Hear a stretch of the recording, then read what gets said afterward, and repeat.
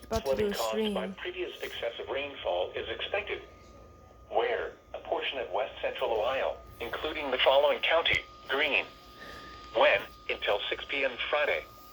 Impacts: flooding of rivers, creeks, streams, and other low-lying and flood-prone locations is imminent or occurring. Numerous roads remain closed due to flooding.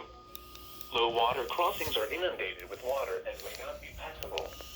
Expect many areas of slow-moving or standing water. Additional details at 9:59 a.m. Local law enforcement reported flooding and high water lingering across the warned area. Between 1.5 and 2.5 inches of rain have fallen.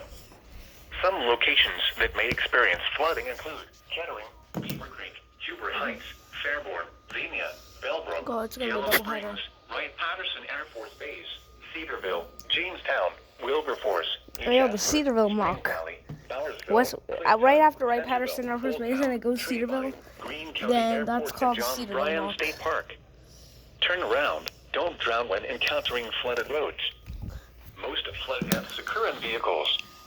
To report flooding, go to our website at weather.gov/ILN and submit your report via social media when you can do so safely.